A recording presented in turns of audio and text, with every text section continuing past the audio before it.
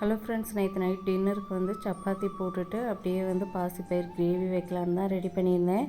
சப்பாத்திக்கு ஃபஸ்ட்டு மாவெல்லாம் பிசைஞ்சு வச்சுட்டு இந்த பாசிப்பயிறு கிரேவிக்கு வந்து 1 கப்பு பாசிப்பயிறு எடுத்து நல்லா வாஷ் பண்ணிவிட்டு தண்ணி சேர்த்து குக்கரில் வச்சு ஒரு 4 விசில் போல் ஃபஸ்ட்டு வச்சு எடுத்துக்கணும். அப்புறம் ஒரு வெங்காயம், தக்காளி, பச்சை மிளகாய், கருவேப்பிலை இதெல்லாம் நறுக்கி வச்சுட்டு அதுக்கப்புறம் வந்து இன்றைக்கி புளிக்குழம்பு மசாலா பொடி வாங்கியிருந்தேன். அதையும் எடுத்து கொட்டி வச்சுட்டு சப்பாத்தி போட ஆரம்பிச்சிருந்தேன்.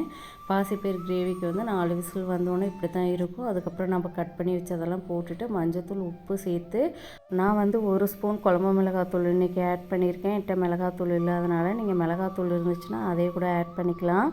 1 ஸ்பூன் கறி மசாலா பவுடரு, ஒரு 4 கிராம்பு போல் சேர்த்துட்டு நல்லா மிக்ஸ் பண்ணிவிட்டு குக்கரை மூடி ஒரு 5-6 விசில் போல் விட்டு எடுத்துக்கணும். எடுத்துகிட்டு நல்லா மசிச்சு விட்டு சப்பாத்தி கூட சாப்பிட்டிங்கனாக்கா செம்மையாக இருக்கும். கண்டிப்பாக ட்ரை பண்ணிவிட்டு எப்படி இருந்துச்சுன்னு கமெண்ட்டில் மறக்காமல் சொல்லுங்கள். பாய்.